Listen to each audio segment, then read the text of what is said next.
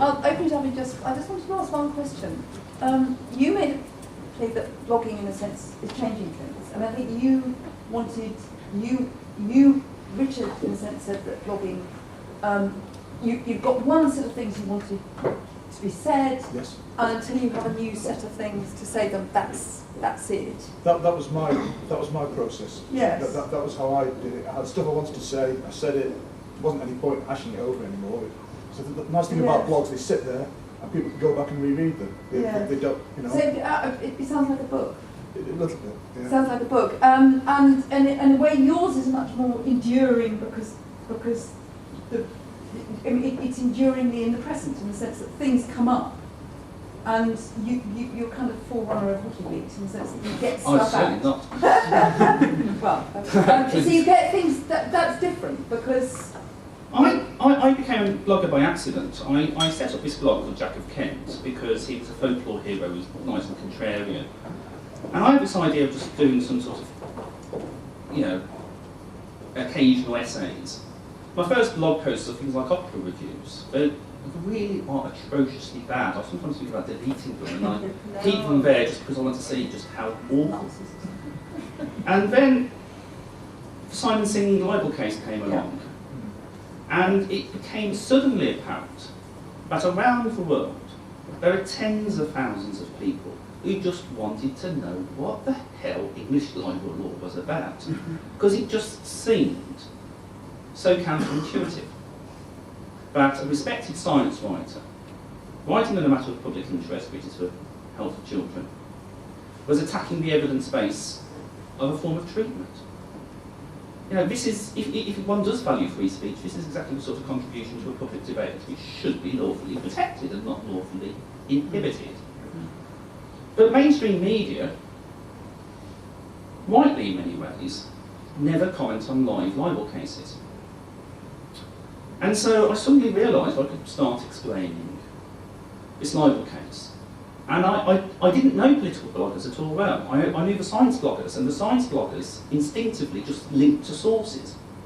People like Crocometer and Gimpy and Dr. Petra, who's made the Longlist here. And I thought, well, we could do that with law. And so I did that, and people wanted to have law explained and understand what was happening. And then it took on a dynamic of its own, because then there was a movement surrounded around a network of blogs, including Dr. Petra's, including Crispin Jago, who's also on the long list. And it was a source of information, and when the mainstream media finally realised there was a story here, they adopted the story in terms which had more or less been set by bloggers for about a year. And it just showed me the force of blogging and impacting upon public interest. And it's at that point I decided to out myself. Because nobody knew in the public domain that Jack of Kent was me, a city lawyer. It was just this medieval superhero with this avatar of a knight looking very wizard. And even now I go to things and people are you Jack of Kent?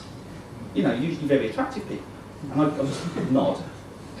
And then they can't hide their disappointment when it is obvious that Jack of Kent, the medieval superhero, is a Brummie solicitor in a suit.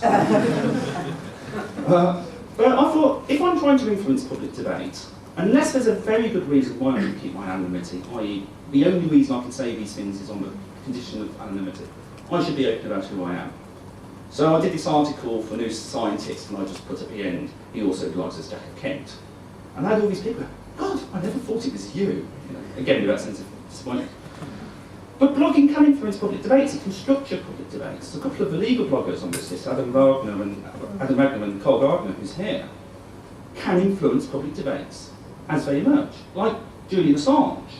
When he was before the magistrates, there was an appeal by the prosecuting authorities. You had people like Jemima Goldsmith, bless, saying this proves there's a Swedish conspiracy.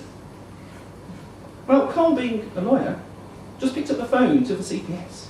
Even though there were thousands of journalists covering the story. He said, who did the appeal? He said, oh, that was our decision, we didn't even ask Sweden. And Carl broke that story, even though there was a whole load of journalists who were buying into the narrative which was being given by the Assange PR machine.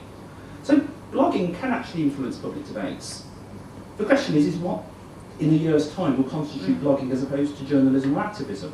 And that's a difficult question to answer.